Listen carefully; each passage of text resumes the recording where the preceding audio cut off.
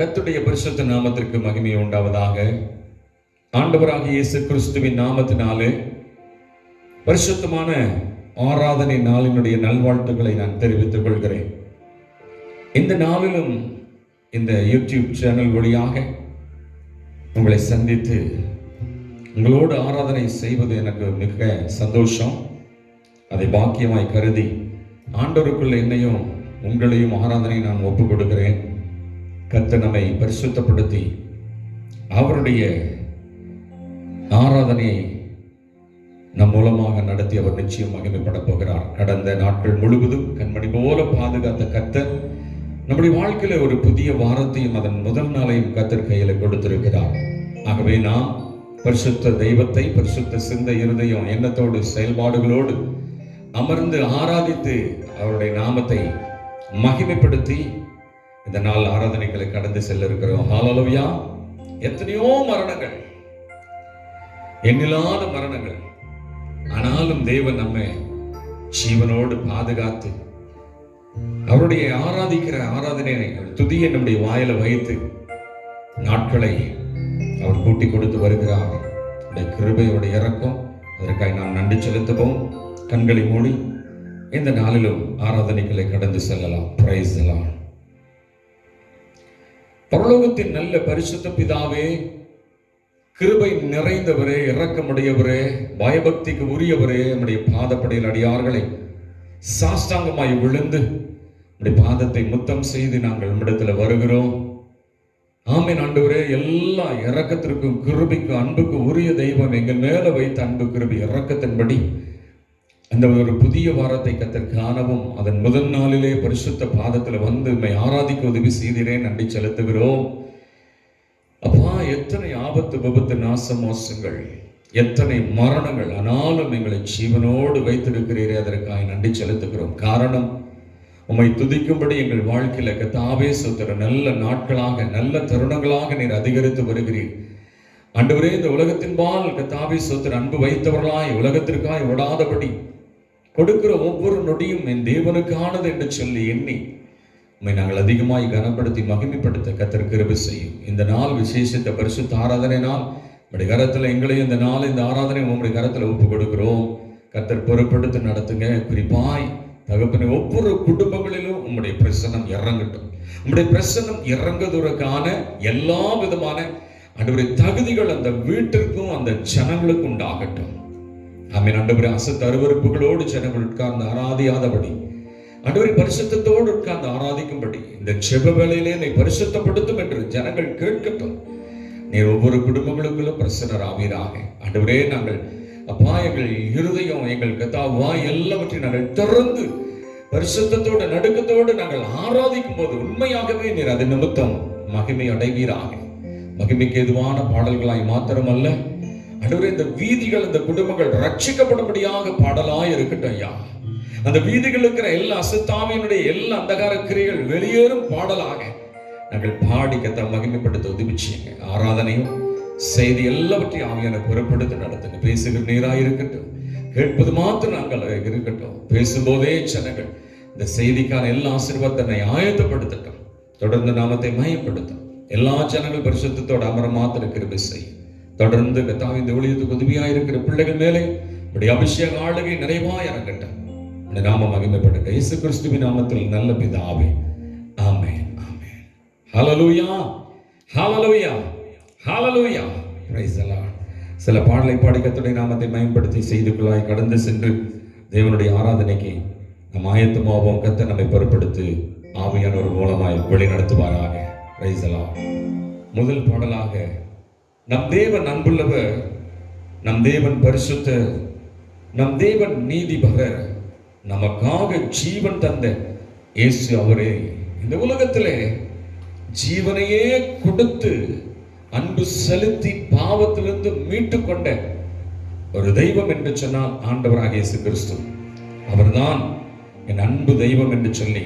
ஆனால் நன்மை ஒன்றும் நம்மில் இல்லை, ஆனாலும் அவர் நம்மை நேசித்த ஒரு நேசம். இதை குறித்து பாடும்போது ஒரு மகிழ்ச்சியோடு பாடலாம். கருத்து உணர்ந்து பாடுவோம், கரம் தட்டி பாடுவோம். Price the Lord.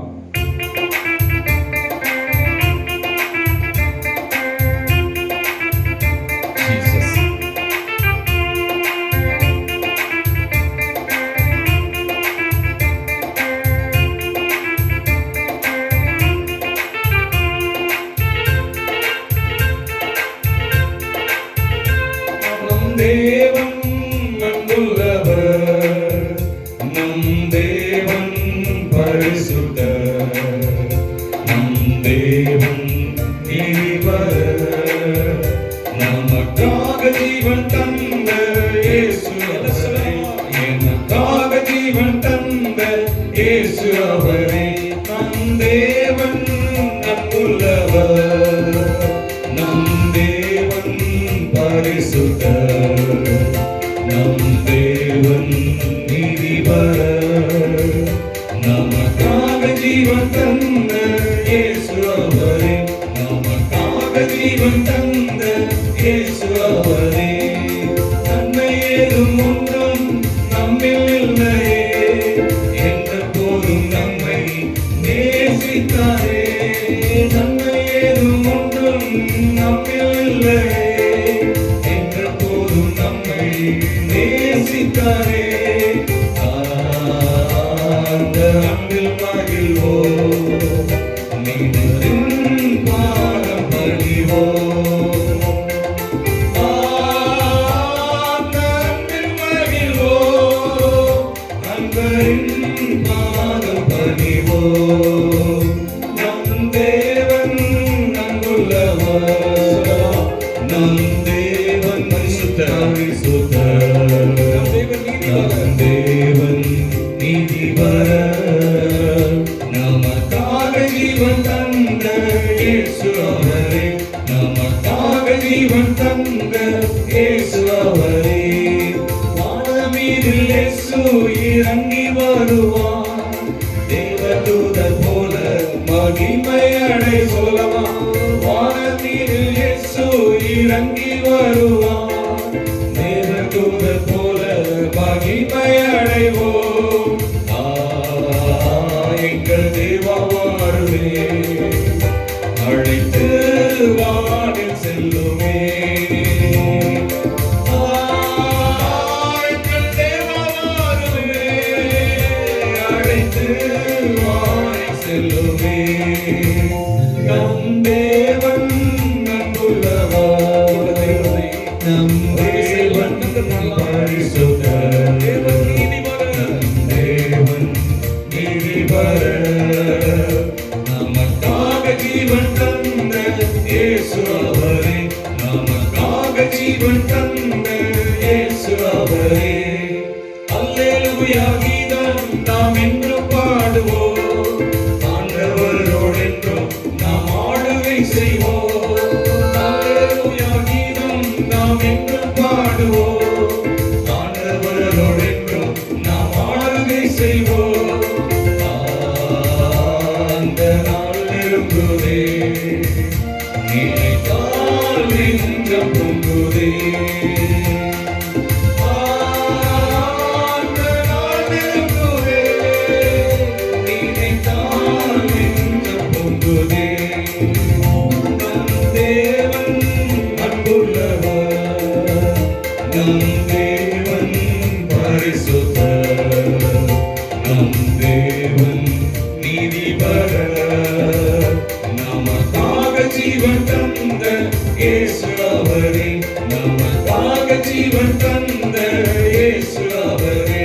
நம் தேவன் அன்புள்ளவர், நம் தேவன் பரிசுத்தர், நம் தேவன் நீதிபரர், நமக்காக ஜீவன் தந்த இயேசு அவரே, நமக்காக ஜீவன் தந்த இயேசு அவரே, நமக்காக ஜீவன் தந்த இயேசு அவரே, நமக்காக ஜீவன் தந்த இயேசு அவரே.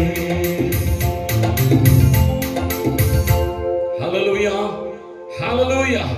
பாருங்க, நன்மை இல்லாத பட்சத்திலும் என் தேவன் நம்மை நேசித்து ஜீவன் கொடுத்து நன்மை செய்கிற பிள்ளைகளாய் மாற்றி இருக்கிறார். ஜீவனை கொடுத்து ஜீவனோடு வாழ பண்ணுகிற பிள்ளைகளாய். காரணம், பாவம் செய்வது நிமித்தமாய் வருகிற மரணத்தை நின்று தப்புவிக்கும்படி ஜீவனை கொடுத்து நம்மை பரிசுத்தப்படுத்தி நீதிபரராய் இருக்கிற அவரை போல நீதிமான்களாய் மாற்றவே இந்த உலகத்தில் வந்தார். அல்லேலூயா.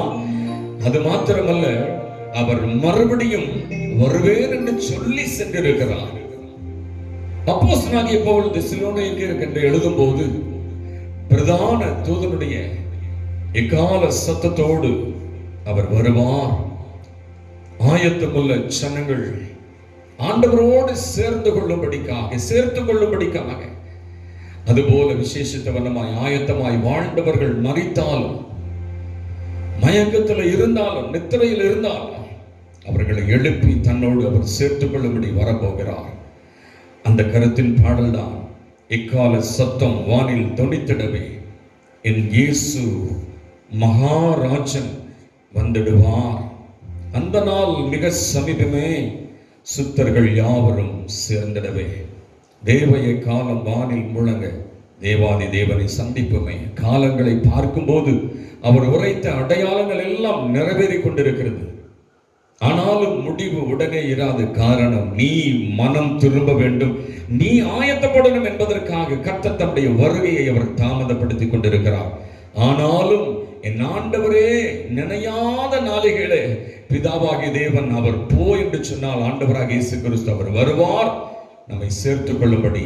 ஆகவே ஆயத்தமாகும்படிக்கான ஒரு பாடல் எங்களோட இணைந்து பாடுகளை கால சத்தம் வானில் தொனித்திடவே மேசு மகாராஜனை வந்துடுவார்.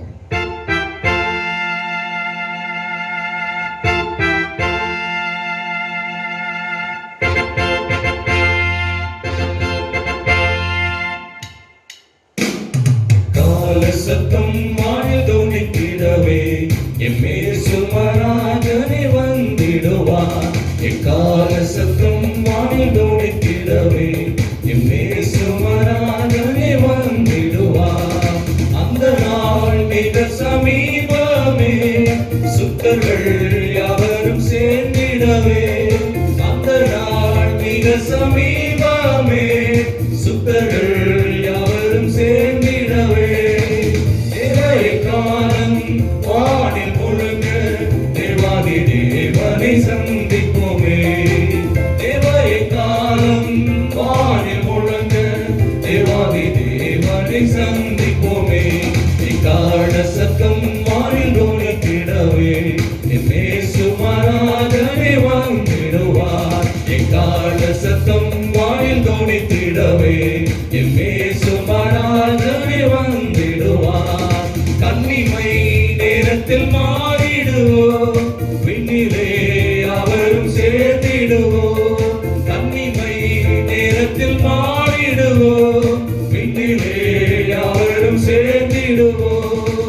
கண்ணீர் கவலை அங்கு இல்லை, கர்த்தர் தாமே வெளிச்சமாவார். கண்ணீர் கவலை அங்கு இல்லை, கர்த்தர் தாமே வெளிச்சமாவார்.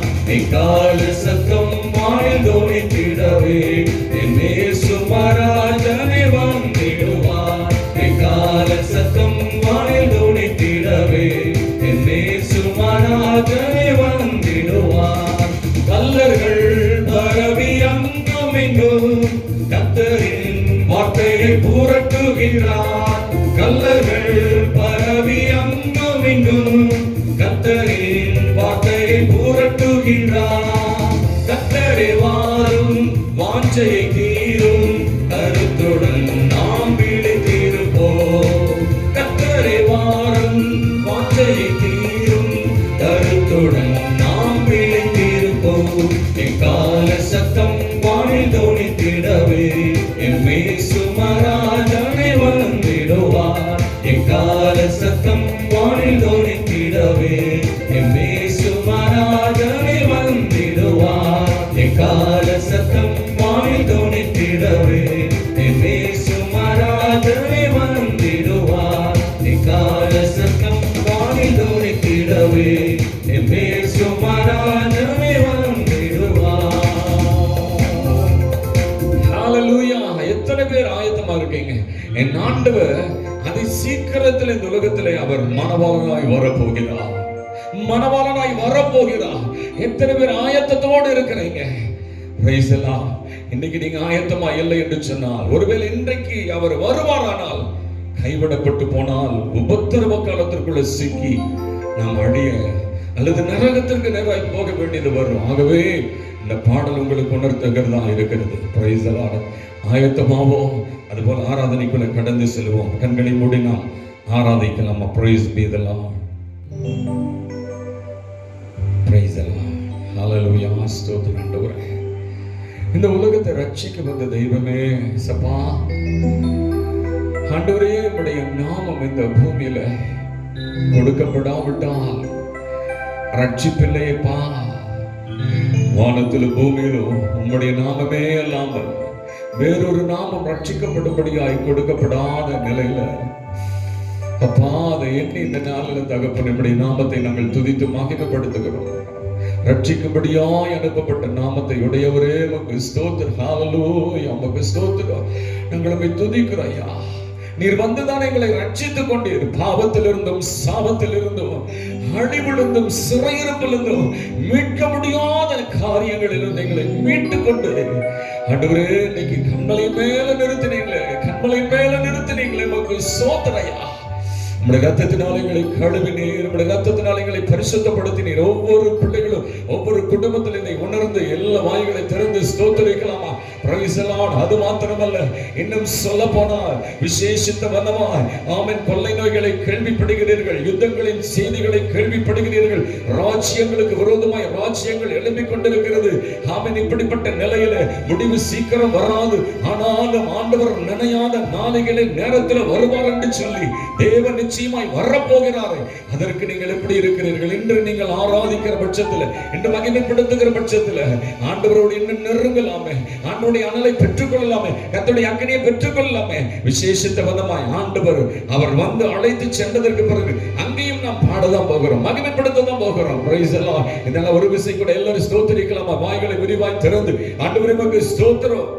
என்னை கழுவ வந்தவரே, என்னை ரட்சிக்க வந்தவரே, என்னை மீட்டு கண்மலை மேல் நிறுத்த வந்தவரே, இன்னொரு விஷயம் என்னை கழுவும் ஆண்டவரே, என்னை பரிசுத்தப்படுத்தும், எனக்குள்ள ஒரு ஆயத்தத்தை கொடுப்பீராக. ஒருவேளை இன்று நீர் வருவீரானா, இன்று நீர் வருவீரானா, நான் என்னுடைய மறுமையை எங்க கழிப்பேன் என்று தெரியல.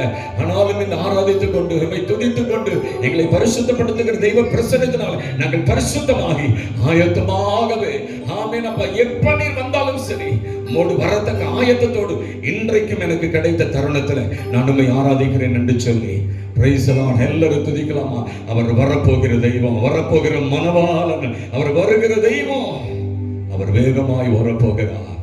ஆயத்தத்துடனே கூட எங்களோடு இணைந்து துதித்து மகிமைப்படுத்தலாமா? Praise the Lord. Praise be the Lord. ஹalleluya.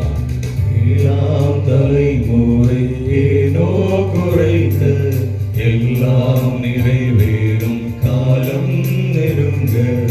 ஏழாம் தலைமுறை ஏனோ குறைத்து எல்லாம் நிறைவேறும் காலம் நெருங்க. இயேசு கிறிஸ்துவின் சத்தியத்தை ஏற்க மறுத்தவர் நடுங்குவார். சத்தியத்தை தவிர உங்களை கொண்டே பரலோகம் சேர்க்கவே முடியாது. ஆனால் ஏற்றுக்கொண்ட பாக்கியவான்கள் நடுங்குவார். இயேசு கிறிஸ்து வருகின்றார். இந்த கடைசி காலத்திலே கர்த்தரை குத்தின கண்கள் யாவும் கண்டு புலம்பிடுமே. இயேசுவை சிலுவையிலே குத்தின கண்கள் எல்லாம் அவர் வருகையிலே கண்கள் யாவும் புலம்ப போகிறது பாருங்க. கண்டு புலம்பிடுமே. தேவன் வருகின்றார், வேகம் இறங்கி தேவ பர்வதம் தம் பாதம் நிறுத்தி. தேவன் வருகின்றார், வேகம் இறங்கி தேவ பர்வதம் தம் பாதம் நிறுத்தி. பூமிதனை நியாயம் தீர்த்திடுவார், பூலோக மக்களும் கண்டிடுவார். பூமிதனை நியாயம் தீர்த்திடுவார், பூலோக மக்களும் கண்டிடுவார்.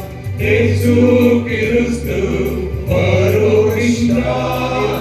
வருகிற கடைசி மாரநாதான்னு சொல்லி எங்களை சீக்கிரம் வாங்க இந்த உலகத்தில் இருக்கிற நிலைகள் எல்லாம் இருக்கும்போது நீங்க வருவீர் என்று சொன்னால் அது எங்களுக்கு ஒரு பாக்கியம்.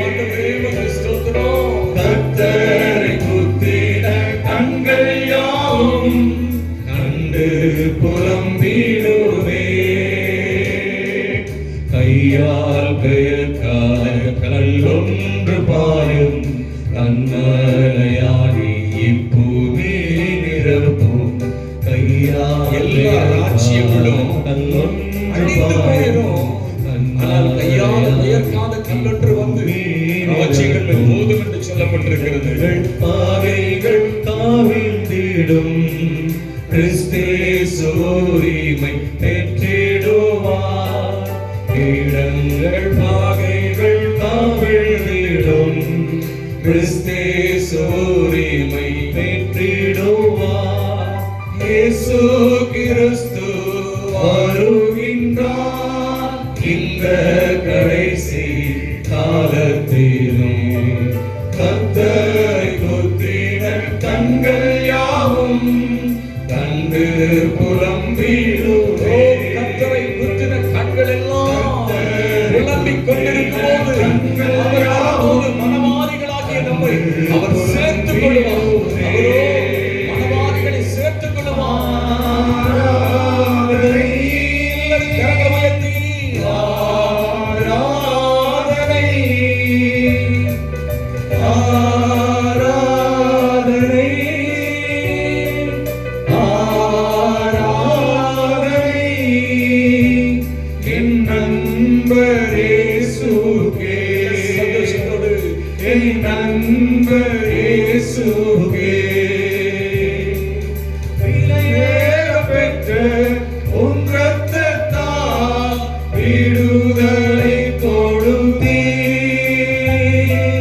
விலையேற பெற்ற உன் இரத்தத்தால் விடுதலை கொடுத்தீர்.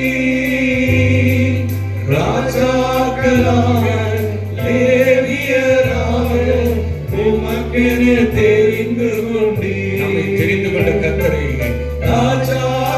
சாதாரணமானதல்ல. ராஜாக்களும் லேவியர்களும் கர்த்தர் தெரிந்து கொண்டிருக்கிறார். அதனால கரங்களை உயர்த்தி ஆராதனை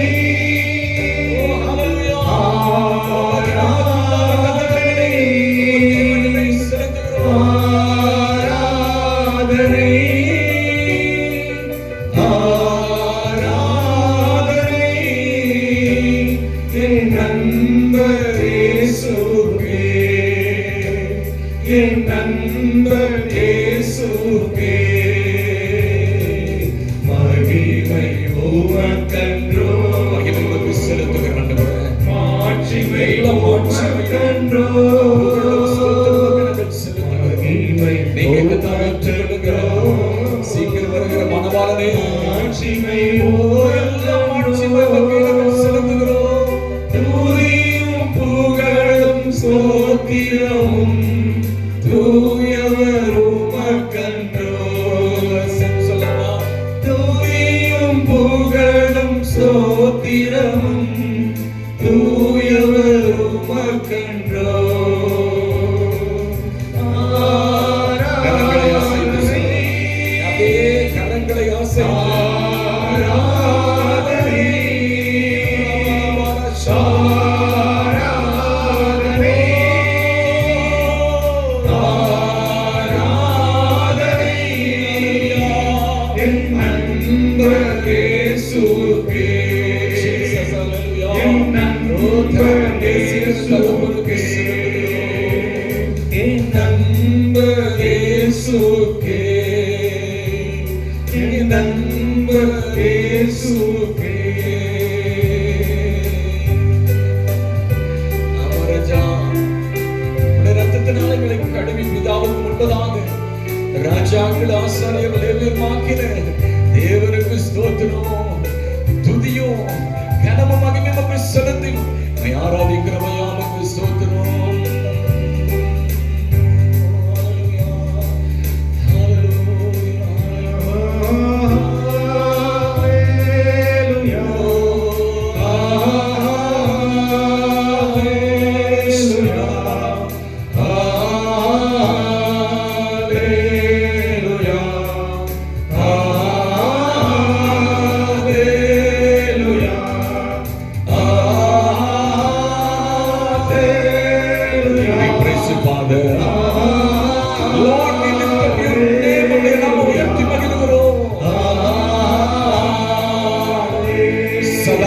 கர்த்தருக்கு மகிமை உண்டாகட்டும்.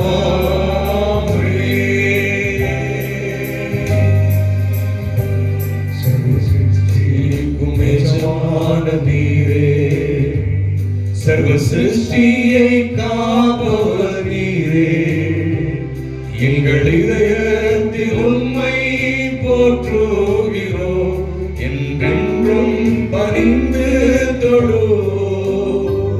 சர்வ சிருஷ்டிக்கும் எஜமான நீரே, சர்வ சிருஷ்டி படைத்தவர், சிருஷ்டியை காப்பவர் நீரே, உலகத்தை காக்கிறது தேவையா, இதயத்தில் மக்கள் போற்றி மகிமைப்படுத்துகிறோம், என்றும் பணிந்து தொழு.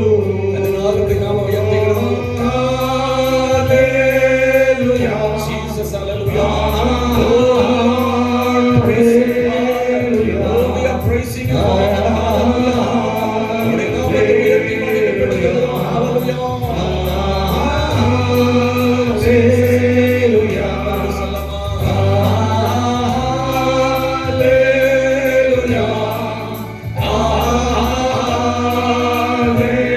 Hallelujah, oh, Hallelujah. நாம ருசிச்சு மகிழ்ந்து உம்முடைய அன்பை எண்ணி நாங்கள் துதிக்கிறோம்.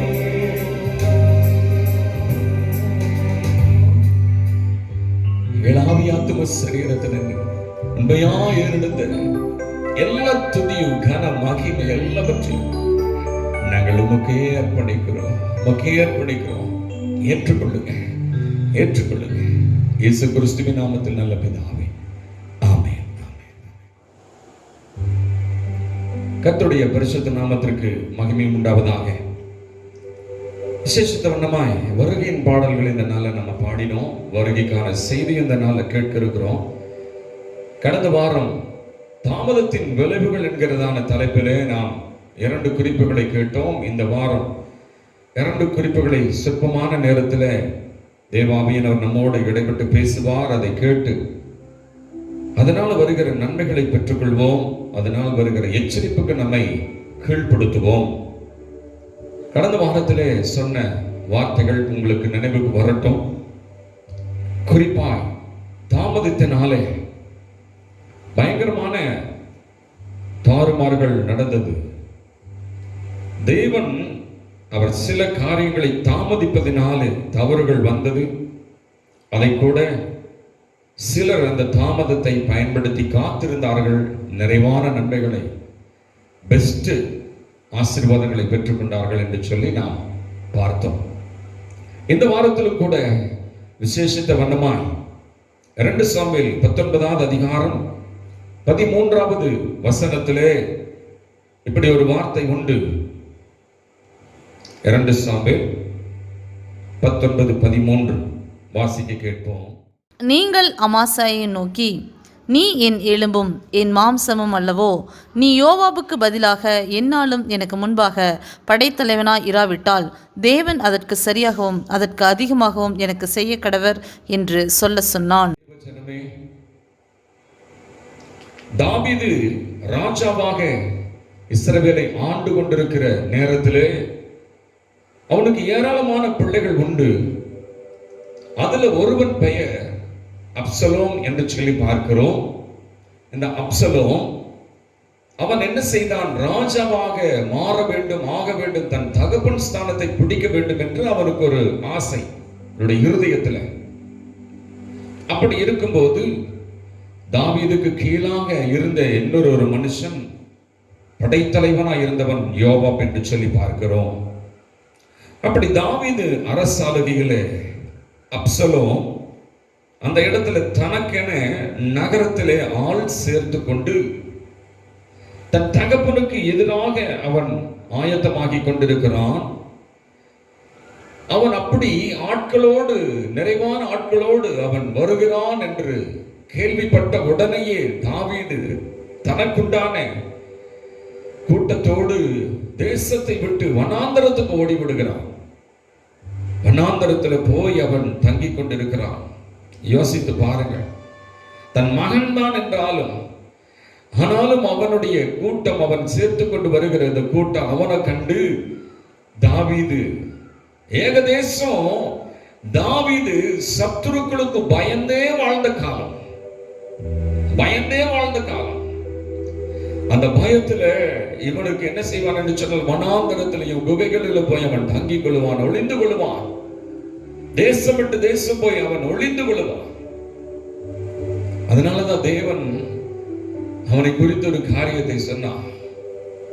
என்னென்று சொன்னால், ஆலயத்தை சாலமோனிடத்தில் கட்ட சொன்ன போது, நீ அதிகமான சத்துருக்கள் நிமித்தமாய் அதிகமாய் நீ ரத்தம் சிந்தி இருக்கிறாய் என்று சொல்லி தேவன் தாவீதை பார்த்து சில காரியங்களை சொல்லி, அதனால நீ உன் மகனுடைய காலத்தில் அவன் ஆலயத்தை கட்டுவான் என்று சொல்லி அவர் சொல்லுகிறார். சத்துருக்களுக்கு பயந்து வாழ்ந்து யுத்தங்களை சந்திக்கிறவனாய், சத்துருக்களுடைய கோபாக்கினை விரோதங்களை அவன் சம்பாதித்து எல்லா இடங்களில் ஓடி ஒளிந்து கொண்டிருக்கிறவனாய் தான் அவன் வாழ்ந்தான். அப்படித்தான் தன் மகனுக்காகவும், பாருங்க, தன் மகன் எழுந்து வருகிறான் என்று சொன்னவுடனே பயந்து அவன் ஓடி ஒளிந்து கொண்டான் வனாந்தரங்களிலே. அப்பொழுது பார்த்தீர்கள் என்று சொன்னால், எல்லாருமே இவனுடைய படைத்தலைவன் மற்ற எல்லாருமே இங்க வந்து விட்டார்கள். ஆனால் ஒவ்வொருவராக, நீங்க என்னோட இருக்கு காரணம் என்ன, நீங்க போங்க. ராஜாவாகிய அப்சலோம் இடத்துல அழகாக சொல்லுகிறார், நீங்க அந்த ராஜாவாகிய அப்சலோம் இடத்துல அவன் ராஜாவாக பிரகடனப்படுத்துகிறான். ஆனாலும் அவனிடத்துல நீங்க போய் இருங்கள். என்னென்ன உங்களுக்கு உண்டான தகுதிகளோ, என்னென்ன உங்களுக்கு உண்டான பதவிகளோ, அதுல போய் அங்க தங்கியிருங்கள். தீர்க்கதரிசியோ, ஆலோசனைக்காரரோ, படைத்தலைவரோ, நீங்க அங்க போய் இருங்க. ஆனா போக மனம் இல்லாமல் தன்னுடைய உண்மையான ராஜா தாவீது சொன்னதனால அத்தனை பேரும் அந்த வனாந்தரத்தை விட்டு தேசத்துக்குள்ள வந்து அப்சலோமோடு என்ன செய்கிறார்கள், உறவாடுகிறார்கள், இவனோடு வந்து சேர்ந்து கொள்கிறார்கள். இந்த அப்சலோமுக்கு என்று சொல்லி ஒரு ஆலோசனைக்காரனாக அகித்தோப்பேல் என்கிற மனுஷன் இருந்தான். அவன் என்ன செய்தான் என்று சொன்னால், தாவீதுக்கு விரோதமாக ஆலோசனைகளை சொல்லி சொல்லி அவனை தூண்டி விடுகிற ஒருவனாக இருந்து ஆலோசனை கொடுத்து வந்தான். இப்படி செய்தால் அவர்கள் எல்லாரும், அதாவது ராஜா ஒருவனை மாத்திரம் கொன்றுவிட்டால் ஜனங்களை இஸ்ரவேலிடத்திற்கு நாம் திருப்பி விடலாம் என்று சொல்லி ராஜாவாகிய தாவீதுக்கு விரோதமாக, இன்னுமே சொல்ல போனால் தன் தகப்பனுக்கு விரோதமான ஆலோசனைகளை சொன்னான். அதுபோல தாவீது அனுப்பின ஒரு ஆலோசனைக்காரனும் அந்த இடத்துல வந்து அவனை காட்டிலும், அவன் ஆலோசனைகளை காட்டிலும் இவனுடைய ஆலோசனைகள் அது ஏற்றுக்கொள்ளப்படத்தக்கதாக இருந்து அந்த இடத்துல தேவன் அகித்தோப்பேலினுடைய ஆலோசனைகளை அபத்தப்படுத்தினார். தாவீதை காக்கும்படி அப்சலோம் இடத்துல அந்த ஆலோசனைகளை அபத்தம் பண்ணுகிற அளவுக்கு தேவனாய் கர்த்தர் உதவி செய்தார். அது மாத்திரமல்ல, தாவீது தன் படைத்தலைவனாகி யோவாபினிடத்தில் சிலரையும் அங்கு இருந்த முக்கியஸ்தர்களிடத்தில் சில ஜனங்களை ஒப்பு கொடுத்து அவன் யுத்தத்துக்கு அனுப்புகிறான். அந்த யுத்தம் செய்யும்படி அவர்கள் வந்து பாளையம் இறங்கி இஸ்ரவேல் தேசத்துக்கு விரோதமாய், அப்சலோமுக்கு விரோதமாய் வந்து அங்கே யுத்தம் தொடங்கி பலரும் மரித்து கொண்டிருக்கும் போது அந்த இடத்துல அந்த அப்சலோம் தன்னிடத்தில் இருக்கிற கோவேறு கழுதையின் மேல் ஏறி அவன் வருகிறான். அப்படி அவன் வந்து கொண்டிருக்கும் போது அது தாறுமாறாக போய் சன்னல் பின்னலாய் இருக்கிற ஒரு அந்த கர்வாலி மரத்திலே அவனுடைய எஜமானுடைய தலையை சிக்க வைத்தது. அதற்கு அப்புறம் அது அவனை சிக்க வைத்ததற்கு அப்புறமாய் அது போய்விட்டது. அப்பொழுதுதான் யோவாப் தனக்கு அதை அறிவித்தவனை நோக்கி, நீ அவனை வெட்டி தரையிலே தள்ளி போடவில்லையா என்று சொல்லி நான் உனக்கு 10 வெள்ளிக்காசு கொடுத்திருப்பேனே. ஆனால் அந்த மனுஷன் யோவாபை நோக்கி, நான் அப்படிப்பட்டதான காரியத்தை ராஜாவினுடைய குமாரனுக்கு செய்யலாகாது என்று சொல்லி, நீர் வேணாலும் செய்யும் என்று சொல்லி, காரணம் என்னென்று சொன்னால், தன் மகன் நிமித்தமாய் வனாந்தரத்துக்கு போயிருந்தாலும் வனாந்தரத்தில் இருக்கிற இந்த தாவீது ராஜா அப்சலோமை இந்த யோவாபோ மற்றவர்களோ வித்தியாசமாய் நடத்தி விடுவார்கள், அடித்து விடுவார்கள், கொன்று விடுவார்கள் என்று சொல்லி அவனை எப்படி நடத்த சொன்னார்கள் என்று சொன்னால், அவனை மெதுவாய் நடப்பியுங்கள், என்னதான் துரோகம் பண்ணாலும், என்னதான் அவனை கண்டு அவன் பயந்து வனாந்தரத்துக்கு போனாலும் என் மகனை மெதுவாய் நடப்பியுங்கள் என்று சொல்லி அவனை நீங்கள் பார்க்கும்போது, தேசத்திற்குள்ள போய் அவனை பார்க்கும்போது அவனை மெதுவாக நடப்பியுங்கள் என்று சொன்னான். தகப்பனுடைய அன்பை பாருங்க. ஆனாலும் இந்த யோவாப்புக்கு ஒரு கோபம். நானும் என் ராஜாவும் என் ஜனங்களும் இன்றைக்கு இவனமத்தம் தேசத்தை விட்டு வனாந்தரத்தில் இருக்கிறோமே என்று சொல்லி கோபம். அந்த கோபமான நேரத்துல தான் இப்படி ஒரு வார்த்தை, மெதுவாக நடப்பீங்கள். ஆனால் யோவாப்பினுடைய கோபம் எப்படி தெரியுமா? அவன் என்னைக்கு சிக்குவானோ அன்னைக்கு அவனை போட்டு தள்ள வேண்டும். சரியாய் கோவேறு கழுதை கர்வாலி மரத்திலே சிக்க வைத்து அது அப்பாலே போயிற்று. அதை கேள்விப்பட்ட மாத்திரத்தில் இந்த யோவாப் என்கிறதான தாவீதுடைய படைத்தலைவன் போய் ராஜகுமாரனாகிய இந்த அப்சலோமை பட்டயத்தினால வெட்டி அவன் கீழே சாய்த்தான். அவன் அந்த இடத்துல செத்து விழுந்தான் என்று சொல்லி பார்க்கிறோம். தேவஜனமே, இந்த செய்தியை வனாந்தரத்தில் இருக்கிற, ஏன்னா தாவீதுக்கு எதிரி தன் மகன் தான். இவன் அழிக்கப்பட்டது கொல்லப்பட்டத கேள்விப்பட்ட தாவீது சந்தோஷப்படுவான் என்று சொல்லி பார்த்தால் சந்தோஷப்படல. ஐயோ, தன் மகன் இப்படி இறந்து விட்டானே என்று சொல்லி மகனுக்காக அவன் துக்கத்தோடு அவன் புலம்பி அழுது கொண்டிருக்கிறான்.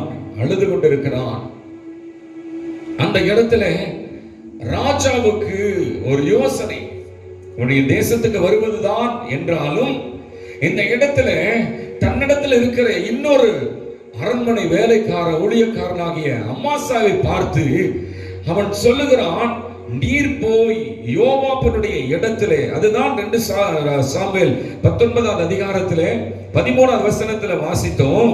அமாசா பார்த்து, நீ என் எலும்பும் என் மாமிசம் அல்லவோ, நீ யோவாப்புக்கு பதிலாக என்னால் எனக்கு முன்பதாய் படைத்தலைவனாய் இராவிட்டால் தேவன் அதற்கு சமமாய் அதற்கு மேலாகவும் உனக்கு செய்வார். அப்படின்னா யோவாப்புடைய இடத்துல நீ போய் என்ன செய், அந்த பதவி ஏற்றுக்கொள் என்று சொல்லி தாவீது ராஜா சொல்லுகிறார். நீதான் படைத்தலைவனாய் மாற வேண்டும் என்று கேட்கிறார். ஆனா இந்த அமாசா என்ன செய்கிறான் என்று சொன்னால் பாருங்க, 2 சாமுவேல் 20ஆம் அதிகாரத்துல 5ஆவது வசனத்திலே வாசிக்கும் போது அதை வாசிக்க கேட்போம். அப்பொழுது அமாசா யூதாவை அழைப்பிக்க போய் தனக்கு குறித்த காலத்திலே வராமல் தாமதித்திருந்தான். பாருங்க, அமாசா ராஜாவினால சொல்லப்பட்ட அந்த கட்டளைக்கு இணங்கி குறித்த காலத்தில் வராதபடி அவன் தாமதித்தான். இன்னைக்கு நீ வந்து பதவி ஏற்றுக்கொள் என்று சொன்னால் பதவி ஏற்றிருக்க வேண்டும். ஆனால் பதவி ஏற்க அந்த நாளில் வராதபடி, அந்த குறித்த காலத்தில் வராதபடி மனிதன் தாமதிக்கிறான். நான் சொன்னேன், இந்த 4 குறிப்புகள் 2 குறிப்பு தேவனால வருகிற தாமதங்கள் அல்லது தேவன் தாமதிக்கிற காரியங்கள். அது அடுத்தது மனிதன் தாமதம். அப்ப தேவ தாமதத்தின் விளைவு 2, மனித தாமதத்தின் விளைவு என்ன 2 என்று சொல்லி கடந்த வாரம் தேவனாலையும் மனிதனாலையும் வந்த தாமதத்தின் விளைவுகளை கேட்டோம். இந்த 3வது குறிப்பாக ஒரு மனிதன் அவன் தாமதிக்கிறான். பாருங்க, ராஜா என்று சொன்னாலும் அவன் சொல்லுகிற அல்லது செயல்படுத்த வேண்டிய காரியத்தை சொல்லும் போது துரிதமாய் அதை செயல்படுத்தியாக வேண்டும். தாமதிக்கிறான். அப்ப தாமதிக்கும் போது நடந்த விளைவு என்ன? அதே 2 சாமுவேல் 20ஆம் அதிகாரம் 10ஆவது வசனத்தில் வாசிக்கும் போது, இவன் வந்து ஒருவேளை பதவி எடுத்திருந்தான் அல்லது அந்த படைத்தலைவனுடைய பதவி அவன் என்ன செய்தான், பொறுப்பேற்றுக் கொண்டிருப்பான் என்று சொன்னால் அவன் தப்புவிக்கப்பட்டிருப்பான் அல்லது வாழ்ந்திருப்பான். மாறாக தாமதமாகும் போது தாவீது இந்த படைத்தலைவனாகிய யோவாபினுடைய இடத்துல அமாசாவை தான் கொண்டு வந்து உட்கார வைக்க போறாரு. யோவாபு மேல தாவீதுக்கு கொஞ்சம் கோபம் சொல்லி இந்த யோவாப்புக்கும் தகவல் வந்தது. இவன் அதை மனதில் வைத்திருக்கிறான். ஒருவேளை படைத்தலைவன் ஆயிருந்தால் இந்த யோவாப் அவன் டீக்ரேட் செய்யப்பட்டிருந்தால் அந்த சம்பவங்கள் நடந்திருக்காது. எந்த சம்பவங்கள் பாருங்க, இதை புரிந்து கொள்ளுங்கள். 10ஆவது வசனத்துல நான் படிக்க கேளுங்கள். தன் கையில் இருக்கிற பட்டயத்திற்கு அமாசா எச்சரிக்கையாய் இராத போது யோவாப் அவன் குடல்கள் தரையிலே சரிந்து போகத்தக்கதாய் அதனால் வயிற்றிலே ஒரே குத்தாக குத்தினான். அவன் செத்து போனான். அப்பொழுது யோவாபும் அவன் சகோதரனாகிய அபிசாயும் பிக்கிரியின் குமாரனாகிய சேபாவையும் பின்தொடர்ந்தார்கள். கேளுங்க, 3 நாட்களுக்குள்ள அவன் வந்து ஒருவேளை அவன் என்ன செய்திருந்தால், அந்த பொறுப்பை எடுத்திருந்தால் அவன் ஜீவனோடு இருந்திருப்பான். இவன் கால தாமதம் செய்ய செய்ய செய்ய இந்த தகவல் யாருக்கு போய் சேருகிறது? யோவாப்புக்கு போய் சேருகிறது. யோவாப்பு இடத்துல இப்படிப்பட்டவன் வருகிறானா என்று சொல்லி யோவாப் அறிந்து அவன் உயிரோடு இருந்தால் தானே என்று சொல்லி தன் பட்டயத்தை மறைவாய் வைத்து, அந்த பட்டயம் கையில் இருக்கிறது கூட தெரியாதபடி அமாசா என்ன செய்கிறான் என்று சொன்னால் அவன் இடத்துக்கு வருகிறான். அமாசா என்ன செய்கிறான்? எச்சரிக்கையா இராத போது, அப்ப இந்த யோவாப் பாருங்க, அவன் அப்படி அசால்ட்டா நிர்விசாரமா இருக்கும்போது பட்டயத்தை எடுத்து ஒரே குத்தாக குத்தி அவன் குடல்கள் சரிந்து போகும்படி அவன் கீழே விழச் செய்து சாகடித்தான். ஜனமே, ஒருவேளை இந்த சரித்திர சம்பவங்கள் என்றாலும் ஆவியானவர் சொல்லுகிற காரியம், இன்றைக்கே நீ சீக்கிரமாய் தேவன் என்னென்ன வார்த்தைகள் எல்லாம் செய்ய சொல்லுகிறாரோ அதை நிச்சயமாய் நீ செய்ய வேண்டும். நீ செய்யாத பட்சத்தில் அது உனக்கே எதிராய் திரும்பும். பாருங்க, வனாந்தரத்தில் இருந்து கொண்டு அமாசாய்க்கு சொல்ற, நீதான் படைத்தலைவன், நீதான் வந்து பொறுப்பெடுத்துக் கொள்ளணும். நீ ஒருவேளை பொறுப்பெடுக்கல, படைத்தலைவனாய் மாறலைன்னா தேவன் அதற்கு சரியாகவும் அதற்கு மேலாகவும் செய்வார் என்று ஒரு எச்சரிக்கை விடுக்கிறான் தாவீது. ஆனா அசால்ட், ஒரு நிர்விசாரம், ஒரு கேர்லெஸ், எப்படி வேணா வாழலாம் என்று சொல்லி இன்றைக்கே செய்யணுமா, இன்றைக்கே நிறைவேற்றணுமா?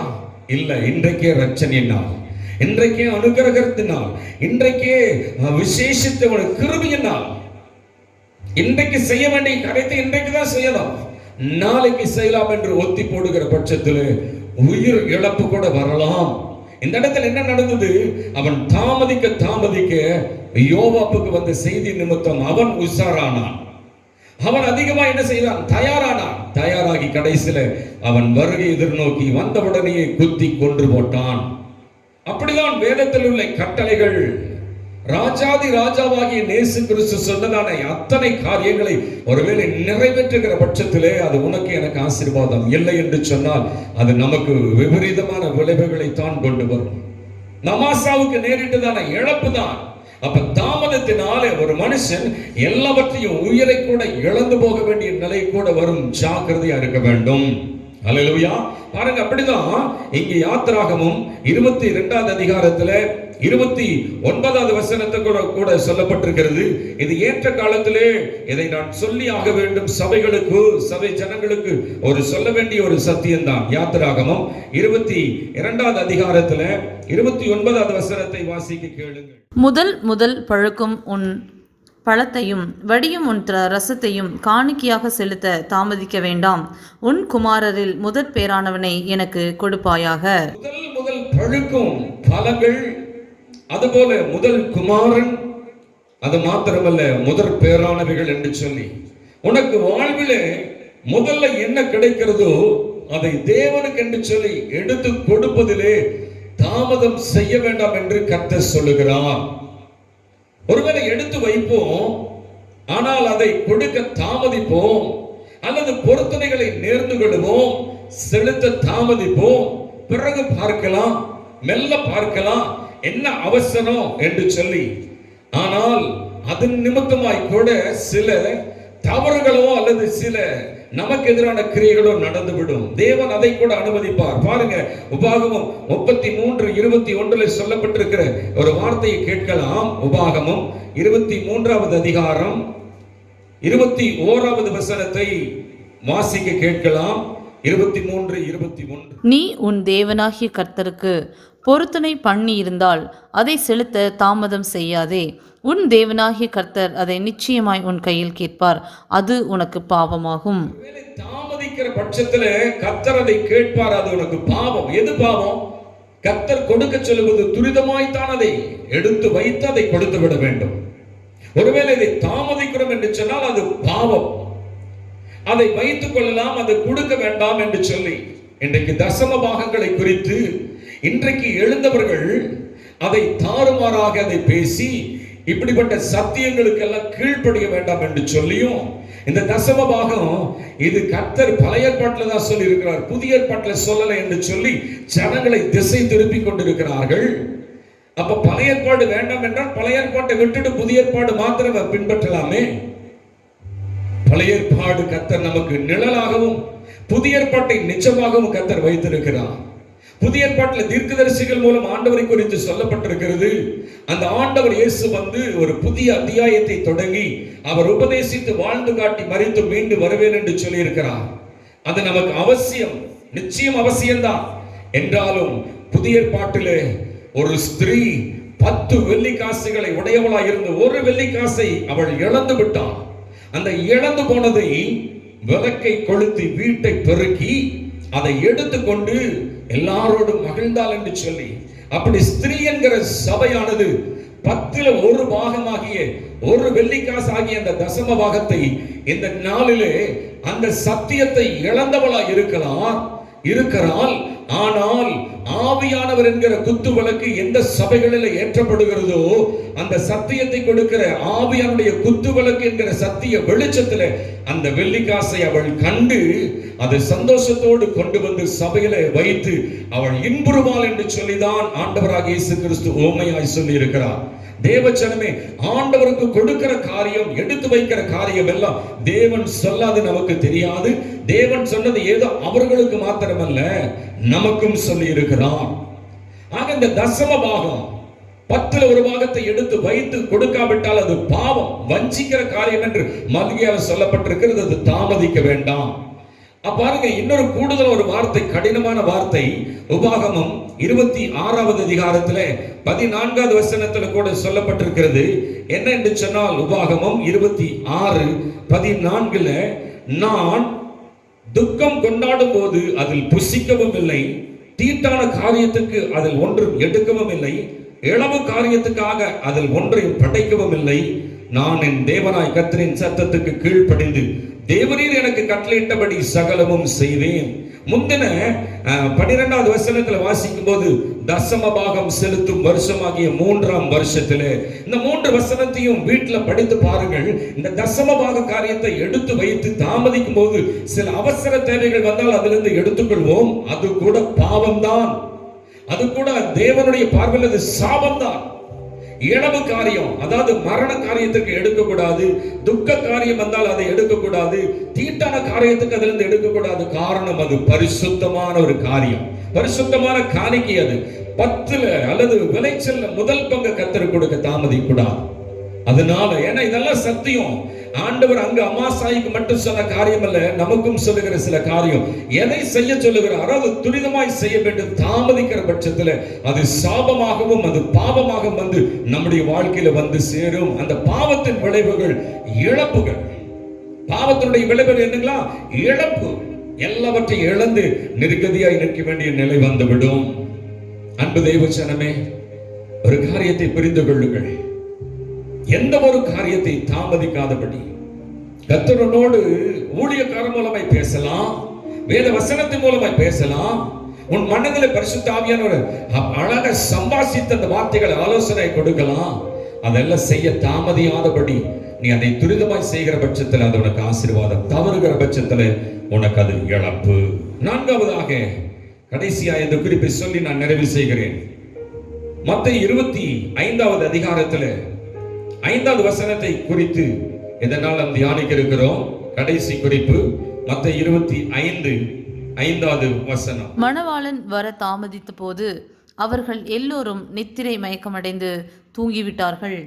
இந்த வார்த்தைகளை கேளுங்க. மணவாளன் வரும்போது எல்லாரும் நித்திரை மயக்கமடைந்து அவர்கள் என்ன செய்தார்கள்? தூங்கிவிட்டார்கள். தாமதத்தினாலே தன்னுடைய வாழ்க்கையில மகா பெரிய பாக்கியத்தை அவர்கள் இழந்து விடுகிறார்கள். ஃபர்ஸ்ட் குறிப்பு சொன்னேன், தேவன் சீனாய் மலையிலிருந்து மோசே அனுப்ப தாமதித்தார். 2வது, மனிதன் செய்கிற தாமதம். யாரு? லோத்தினுடைய குடும்பத்தை கர்த்தர் தூதனை கொண்டு வெளியில வர அவ்வளவு தூரம் பிரஷர் கொடுக்கிறார். இவங்க வர தாமதித்தாங்க. அந்த இடத்துல மனைவி உப்பு தூண் ஆனால் மலைக்கு போன்னு சொன்னா அங்கேயும் போகல, நான் சமவெளியில தங்கிக்கிறேன், அங்கேயே தங்கினா கடைசியில மனைவி உப்புத்தூண் ஆனது நிமித்தமாய் இந்த பிள்ளைகள் தன் தகப்பன் வழியாய் குழந்தைகளை பெற்று அருவருப்பின் சந்ததிகளை அவர்கள் பெற்றார்கள். எவ்வளவு பெரிய தவறு. 3வது, அமாசா குறித்த நேரத்தில் படைத்தலைவன் ஆயிருந்தால் அவன் ஜீவன் தப்பி இருக்கும். அவன் தாமதித்தான், கடைசியில் அவன் உயிர் அது இழந்து விட்டான். அதுபோல காணிக்கைகளை செலுத்த, பொருத்தனைகளை நிறைவேற்ற தாமதிக்க கூடாது. தீவிரமாய் அதை செயல்படுத்த வேண்டும். 10ல் 1 எடுத்து கர்த்தருக்குன்னு சொல்லி தீவிரமாய் கொண்டு போய் சேர்த்து விட வேண்டும். பின்பு உங்களுடைய வாழ்க்கையில மல்கியா 3:10 படி ஒரு நிரம்பி வழிகிற ஆசீர்வாதத்தை கொடுப்பான். கொடுக்காம கையிலே வச்சுட்டு இருந்துச்சுன்னா அது நிச்சயமாய் நமக்கு பாவமும், நமக்கு அது சாபமும். நிச்சயம் பாவம், அது சாபம். அதனால இன்றைக்கு அது கொடுத்தீர் என்று சொன்னால் உங்களுக்கு அது விருத்தி அடையும் ஆசீர்வாதம். கடைசியாய் மணவாளன் வர தாமதித்த போது எல்லாரும் நித்திரை மயக்கம் அடைந்து தூங்கி விட்டார்கள். இங்க 25 பொழுது நீங்க படிங்க பாருங்க. பரலோக ராஜ்யம் தங்கள் தீவெட்டிகளை பிடித்துக் கொண்டு மணவாளனுக்கு எதிர்கொண்டு புறப்பட்ட 10 கன்னிகைகளுக்கு ஒப்பாயிருக்கும். 5 பேர் புத்தி உள்ளவர்கள், 5 பேர் புத்தி இல்லாதவர்கள். புத்தி உள்ளவர்கள் தங்கள் தீவெட்டிகளை எடுத்துக்கொண்டு போவார்கள். என்னையோ கூட கொண்டு போகவில்லை புத்தி இல்லாதவர்கள். புத்தி உள்ளவர்கள் தங்கள் தீவெட்டிகளோடு போவாங்க, கைகளை என்னையும் கொண்டு போவார்கள். இதனுடைய அர்த்தங்களை பாருங்க. கன்னிகைகள் இந்த உலகத்தை நேசியாதபடி நாம் என்னதான் உலகத்துல வாழ்ந்தாலும் பாருங்க. அப்போஸ்தலனாகிய பவுல் 1 கொரிந்தியர் 11 சொல்லப்பட்டிருக்கிறது. என்ன வார்த்தை என்றால், கிறிஸ்து என்கிற கிறிஸ்து என்கிற ஒரே புருஷனுக்கு கற்புள்ள கன்னிகையாய் நியமிக்கப்பட்டு இருக்கிறீர்கள். நாம் கிறிஸ்துவுக்கு என்று சொல்லிதான் இந்த சபையாகிய ஸ்திரீ அது கன்னியாய் இருக்கிறாள். இந்த கன்னியாகிய நீங்கள் நானும் பரலோகத்தில் இருந்து வரப்போகிற மணவாளனுக்காக நியமிக்கப்பட்டிருக்கிறோம், ஆக நிச்சயிக்கப்பட்டிருக்கோம். இந்த கன்னிகளாகிய நாம் இந்த கன்னிமாடமாகிய சபையில இருந்து உலகத்தை நேசியாதபடி, உலகத்தை மணந்து கொள்ளாதபடி வசனங்கள் ஏராளம் என்று சுருக்கமாய் சொல்லுகிறேன். 1 கொரிந்தியர் 7:32 சொல்லப்பட்டிருக்கிறது. கன்னிகையை குறித்து பவுல் எழுதுகிறார். என்னென்று சொன்னால், ஒருவேளை 25வது வசனம் சொல்றான், கன்னியை பற்றி எனக்கு தெரியாது, ஆனாலும் என்னுடைய அபிப்பிராயத்தின்படி அதை நான் எழுதுகிறேன் என்று சொல்லி. கன்னியானவள் அவள் தன்னுடைய விசேஷித்த கர்த்தருக்காக பரிசுத்தத்தோடு அவள் என்ன செய்வாள்? காத்துக்கொள்வாள், காத்திருக்கிறாள்.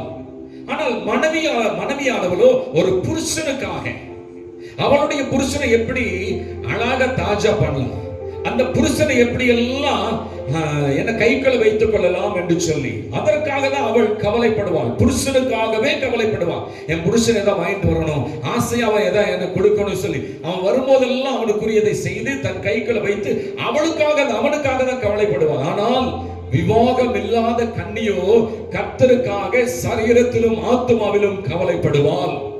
கவனமா கேளுங்க. அப்ப இங்க பாத்தீங்கன்னா புத்தி உள்ளவள், புத்தி இல்லாதவள். இப்ப இந்த 5 பேரை பத்தி சொல்லி இருக்கிறது. புத்தி உள்ளவர்கள் யார் அதை நீங்க தெரிந்து கொள்ள வேண்டும். புத்தி உள்ளவர்கள் கையில எண்ணெய் இருக்கும், அது போல தீவெட்டி இருக்கும். தீவெட்டி என்று சொன்னால் ஆங்கிலத்தில் the torch என்று சொல்லப்பட்டிருக்கிறது. அது என்ன டார்ச்? சங்கீதம் 119:105 சொல்லப்பட்டிருக்கிறது. கர்த்தருடைய வசனம் கால்களுக்கு தீபமும் பாதைக்கு வெளிச்சமாய் இருக்கிறது. அது இந்த சத்தியம், கர்த்தருடைய வசனம் தான் நமக்கு தீவெட்டியாய் கொடுக்கப்பட்டிருக்கிறது. அதனாலதான் ஏசாயா 26:3 சொல்லப்பட்டிருக்கிறது, சத்தியத்தை கை கொண்டு வருகிற நீதியுள்ள சாதி உள்ளே பிரவேசிக்க அவர்களுக்கு கதவை திறவுங்கள். சத்தியத்தை கை கொண்டு, சத்தியம் என்கிற தீவெட்டியை பிடித்துக் கொண்டு அவங்க ஓடுகிறவங்க தான் சுடர்களை போல அவர்கள் பிரகாசிப்பார்கள் என்று சொல்லப்பட்டிருக்கிறது பிலிப்பியர்ல. தேவஜனமே, எந்த ஒரு மனுஷன் ஆண்டவருடைய சத்தியத்தை கை கொண்டு அவன் நடக்கிறானோ, அவன் வாழ்க்கையில சத்தியம் குறையும் போது என்ன என்கிற அபிஷேகத்தை ஆவியானவர் கொடுப்பார். அப்ப அவங்கிட்ட 2மே வேணும். என்ன 2 வேணும்? சத்தியமும் இருக்கணும், ஆவியானுடைய அபிஷேகமும் இருக்கணும். அதனாலதான் 1 யோவான் 2:27 வாசிக்கிறோம். என்ன தெரியுமா? அவராலே பெற்ற அபிஷேகம் உங்களுக்குள் நிலைத்திருக்கிறது, ஒருவனும் உங்களுக்கு போதிக்க வேண்டியதில்லை, அந்த அபிஷேகம் உங்களுக்கு எல்லாவற்றையும் குறித்து போதிக்கும்.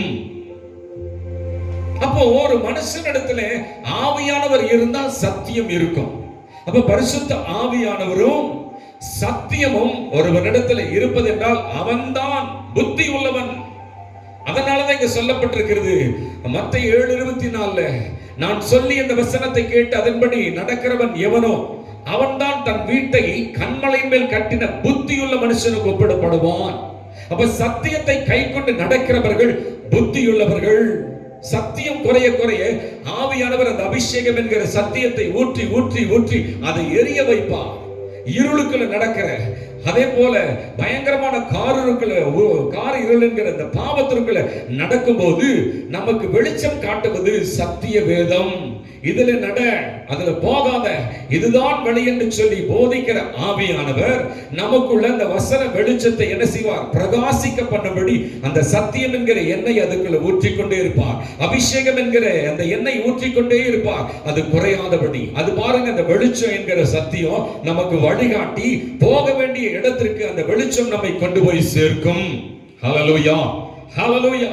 அதனால சிலர் என்ன செய்வாங்களா, வசனம் தான் என்கிட்ட இருக்காச்சே, வசனம் இருக்கு, நான் வசனம் நல்லா படிச்சிருக்கேன், வேதத்தை 7 முறை கரைச்சு குடிச்சிருக்கேன், ஆனா உங்ககிட்ட அது நடக்க இருக்காது.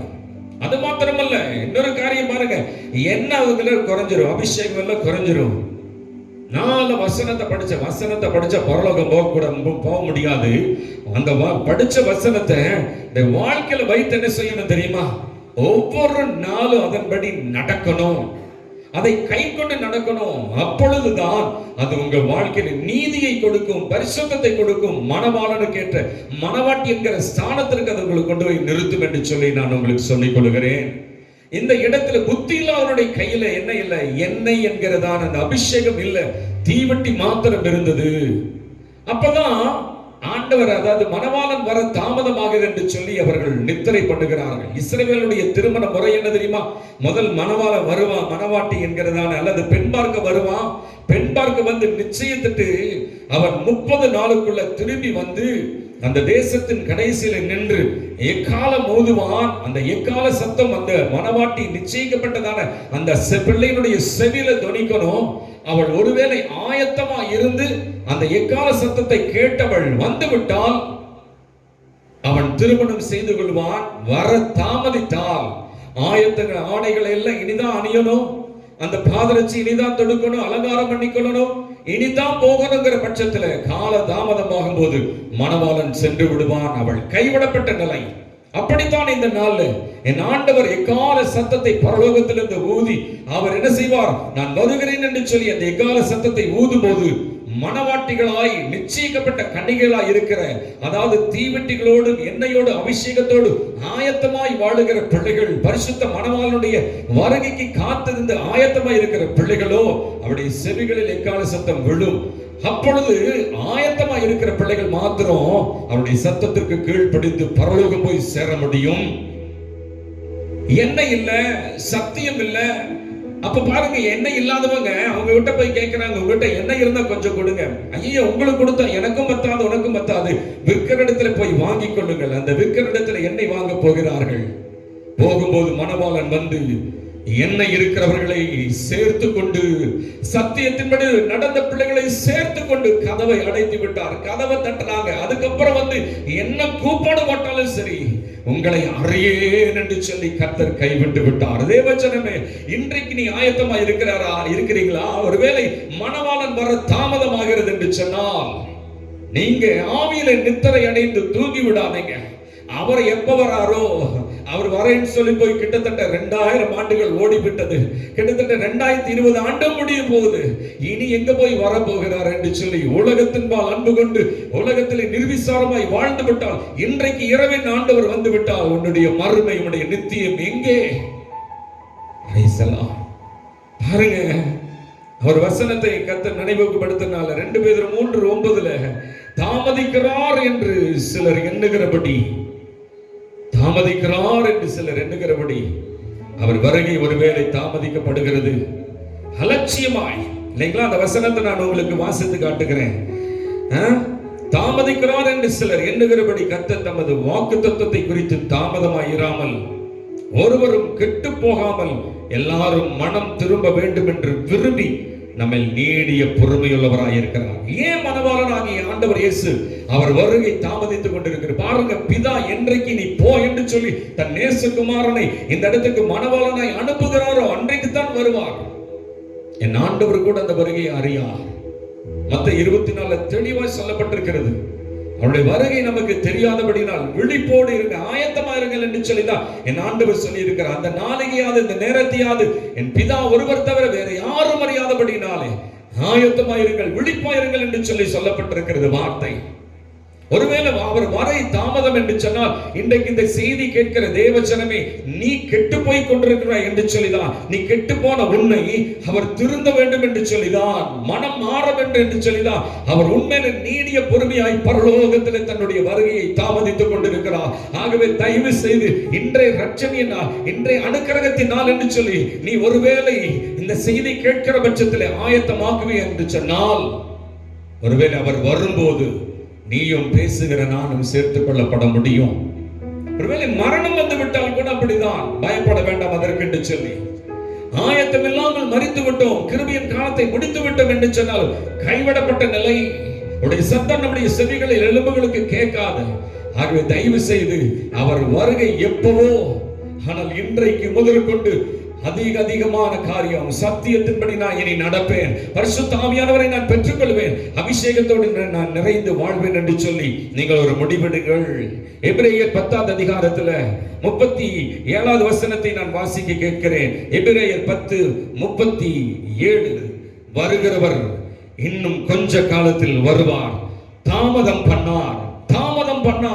அப்போஸ்தலனாகிய பவுல் எபிரேயருக்கு சொல்லி எழுதும்போது இந்த வார்த்தையை, வருகிறவர் இன்னும் கொஞ்ச காலத்தில் வருவார், அவர் தாமதம் பண்ணார் என்று சொல்லப்பட்டிருக்கிறது.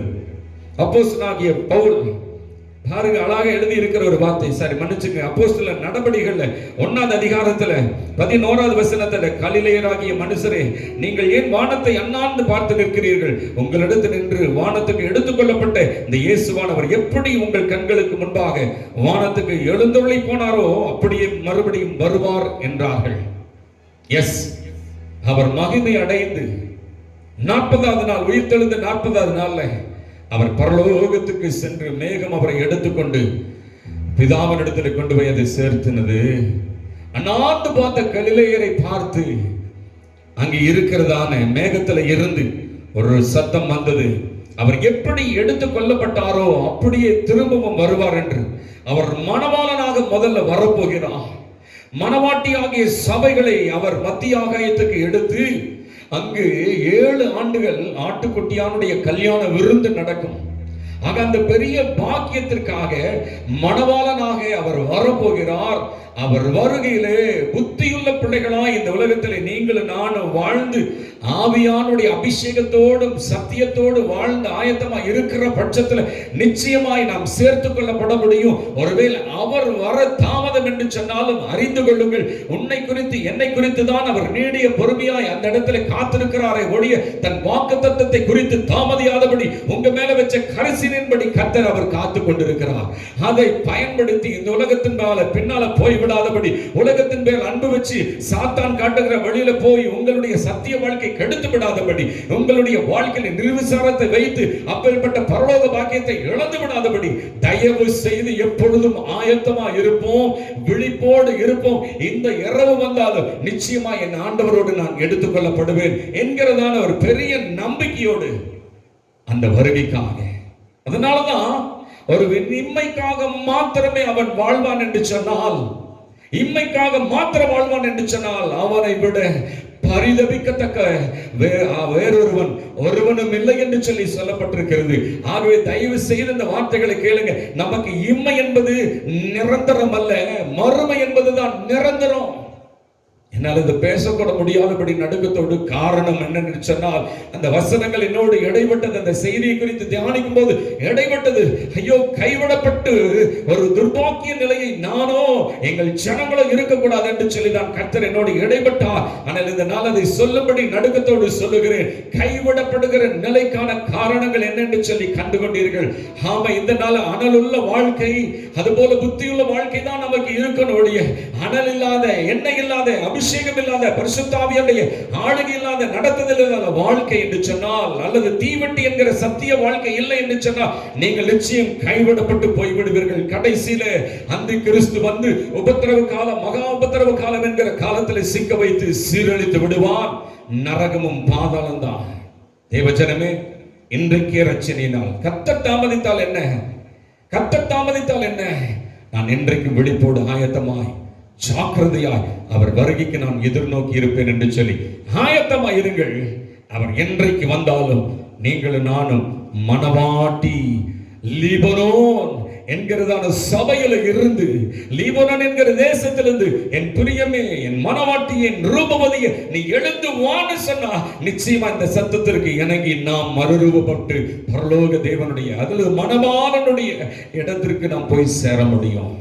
அவர் தாமதித்தாலும் நான் நிர்விசாரமா இருக்க மாட்டேன், ஜாக்கிரதையாய் ஆயத்தமா இருப்பேன் என்று சொல்லி இந்த சத்தியத்துக்கு ஒப்பு கொடுக்கிற பிள்ளைகள் என்னோடு இந்த நாள் கண்களை மூடி முழங்கால் படிக்கிட்டு ஒப்பு கொடுத்து செல்லுங்கள். ஆண்டவரே, புத்தி இல்லாதவர்கள் தான், அவர்கள் வாழ்க்கையில சத்தியத்தை கை கொள்ளாதவர்கள் தான், நிர்விசாரமா இருக்கிறவர்கள் தான், எண்ணெயை குறைத்து ஆவியானுடைய நடத்துதலை குறைத்து ஆவியானவர் என்கிறதான கொடுக்கிற அந்த சத்தியத்தை அபிஷேகத்தை குறைத்து வாழுகிறவர்கள் தான் புத்தி இல்லாதவர்கள். ஒருவேளை சத்தியத்தை படித்திருக்கலாம், தீவெட்டியை கையில வச்சிருக்கலாம், ஆனால் அந்த தீவெட்டி என்கிறதான வெளிச்சம், அந்த சத்தியம் அவர்களுக்குள்ள குறைய குறைய எண்ணெய் என்கிற அபிஷேகத்தை ஊற்றும்படி எண்ணெயை ஆவியானுடைய அபிஷேக வாழ்க்கையை, அனலுள்ள வாழ்க்கையை அவர்கள் குறைத்து விட்டதுபடியினால புத்தி இல்லாத ஒரு வாழ்க்கை என்று. ஆனால் யோசுவா நியாயப்பிரமாணத்தை விட்டு விலகாதபடி அவன் வாழ்க்கையில் அதை கை கொள்ளும்படி, காரணம் அது உன்னை புத்திமானாய் நடத்தும் என்று தேவன் எப்படி நீர் விளம்பினீரோ, அப்ப புத்திமான் என்று சொல்லக்கூடியவர்கள் தேவனுடைய வார்த்தையின்படி நடந்து ஆவியானுடைய அபிஷேகத்தை பெற்றுக்கொண்டு ஆவியானவரால் நடத்தப்படுகிறவர்கள் என்று சொல்லி, அதனாலதான் ஜலத்தினாலும் ஆவியினால் பிறப்பாவிட்டால் தேவனுடைய ராஜ்யத்தை ஒருவர் ஒரு காலம் சுதந்திரிக்க முடியாது. நாங்கள் ஞானஸ்தானம் பெற்று சத்தியத்திற்கு கீழ்ப்படிந்து சத்தியங்களை கேட்கிற பிள்ளைகளாய் மாத்திரமல்ல, ஆவியினால பிறந்தவர்களாய் ஆவியானுடைய அபிஷேகத்தை எங்களிடத்துல வைத்துக் கொண்டு என்றைக்கும் ஆயத்தத்தோடு வாழ எங்கள் கர்த்தர் கிருபை செய்யும் என்று சொல்லி நாங்கள் ஒப்பு கொடுக்கிறோம்னு சொல்லி எல்லாரும் ஒப்பு கொடுப்போம். கர்த்தர் அவர் வரும்போது ஆயத்தம் உள்ளவரை ஆகாயத்தில் சேர்த்துக் கொள்ளும்படி வரும்போது நீங்களும் நானும் அவரோடு இணைய முடியும். இல்லை என்றால் கைவிடப்பட்டால் பயங்கரமான உபத்திரவங்கள். இந்த செய்தி கர்த்தர் உங்கள் சேர்த்துக் கொள்ளவே சொல்லி இருக்கிறார் என்று நான் நம்புகிறேன். Price the Lord, price B the Lord. ஒப்பு கொடுக்கலாம் எல்லாரும்.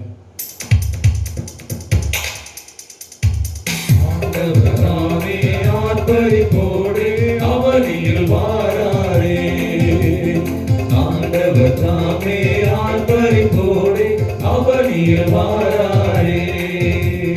நீண்டவரோ மேலோகமே செல்ல மேதினியை விடுவார், நீண்டவரோ மேலோகமே செல்ல மேதினியை விடுவார். மேகமீதில் இயேசுராஜன் வேகம் வாராரே, மேகமீதில் இயேசுராஜன் வேகம் வாராரே. அவர் உரைத்த அடையாளங்கள் எல்லாம் தவறாமல் நடக்கின்றது, அவர் உரைத்த அடையாளங்கள் எல்லாம் தவறாமல் நடக்கின்றது. அவர் வரும் வேலையை எவருமே அறியார், ஆண்டவரே அறிவார். அவர் வரும் வேலையை எவருமே அறியார், ஆண்டவரே அறிவார். மேகமீதில் இயேசுராஜன் வேகம் வாராரே, மேகமீதில் இயேசுராஜன்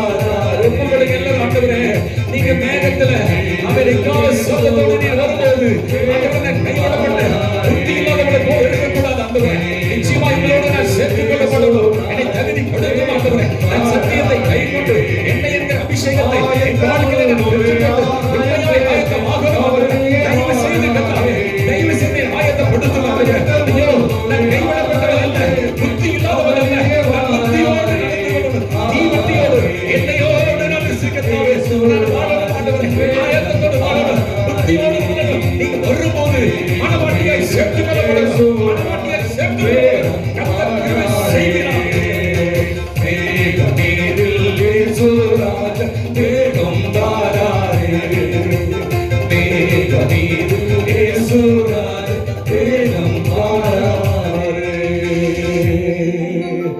ஆமென் ஆண்டவரே, நாங்க மரணாதான்னு சொல்லுமை சீக்கிரம் வாங்கப்பான்னு சொல்றப்பா. நீர் உரைத்த அடையாளங்கள் எல்லாம் சீக்கிரமா இந்த இடத்துல நிறைவேறி கொண்டிருக்கும் போது நீங்க வாங்கன்னு சொல்லி அழைக்கிறோம். ஆனால் நாங்கள் எங்கள் நிலைகளிலே கர்த்தாவே எப்படி இருக்கிறோம் என்பதை சிந்திக்கவே, உணரவே, மனம் திரும்பவே நம்முடைய வருகையை தாமதித்துக் கொண்டிருக்கிறீர். ஆமராஜா, நாங்கள் ஆயத்தமாக எங்களுக்காக நீங்க காலதாமதம் செய்கிற கர்த்தர் என்ன? ஐயோ, இயற்கைக்காய் ஆண்டவர், இயற்கைக்கு அப்பாற்பட்ட ஒரு காரியம். நீங்க வருவேன்னு சொல்லி போய் தகப்பனை குறித்த காலத்துல வர வேண்டிய ஒரு கர்த்தாவி தெய்வம் தான். பவுல் சொல்லுகிறார், ஆமா, வருகிறவர் இன்னும் கொஞ்ச காலத்துல சீக்கிரமாய் அவர் வருவார், அவர் தாமதியா. ஆனா நீங்க வரும்போது நாங்க எடுத்துக்கொள்ளப்படுவோமான்னு சொல்லி எங்கள் நிலையை சீர்தூக்கி பார்க்க வைத்தவர் ஆண்டவரே, சீர்தூக்கி பார்க்க வைத்தவர். அதனால் இந்த நாளில் கூட தாமதங்களை குறித்து நாங்கள் கேள்விப்பட்டோம். தேவனால வருகிற தாமதத்தினால எங்கள் வாழ்க்கையில ஆண்டவரே தவறுகளும் ஒரு இருமாப்பும், ஆண்டவரே ஒரு ஏளனம், ஒரு நிர்விசாரம் எங்க வாழ்க்கையில தகப்பன எத்தனை காரியத்தை அதை இழக்க கைவிட தோன்றுகிறது என்று நாங்க கண்டுகொண்டோம். மனிதன் செய்ய வேண்டிய லோத்து துரிதப்படுத்தும் போது வராதனால மனைவி உப்பு தூணானா, ஆண்டவரே அருவருப்பின் சந்ததிகளை அவன் பெற்றுக்கொண்டான். அதுபோல அமாசா குறித்த காலத்துக்கு வந்து பதவி ஏற்காதனால அவன் ஜீவனே போனது. ஆண்டவரே, எங்களோட நீங்க பேசுறீங்கப்பா. நாங்களும் எந்த விதத்துல தாமதியாதபடி, ஒருவேளை எங்க காணிக்கைகளை கூட கொடுக்கிறதுனா துரிதமா கொண்டு வந்து சேர்க்கணும். இளவுக்கும் துக்கத்துக்கும் தீட்டாந்ததுக்கு எடுக்க கூடாதுன்னு சொன்னீங்கப்பா. இன்னைக்கு நாள் பேசினபடி தேவ தாமதத்தினால் ஆண்டவரே நாங்கள் தவறு இழைக்கிறவர்களாய் அல்ல, அதுபோல எங்களுடைய தாமதத்தினால ஆண்டவரே இழப்புகளை சம்பாதிக்கிற பிள்ளைகள் அல்ல. எல்லாவற்றிலும் ஜாக்கிரதையோடு இருக்கத்தக்க சத்தியத்தின்படியாய், கற்றுக் கொடுத்த சத்தியத்தின்படி மிக ஜாக்கிரதையாய் நாங்கள் வாழ கர்த்தர் கிருபை செய்யும். உலகத்தின் நல்ல பிதாவே, அப்படி பாதத்தில் அர்ப்பணிக்கிறோம்.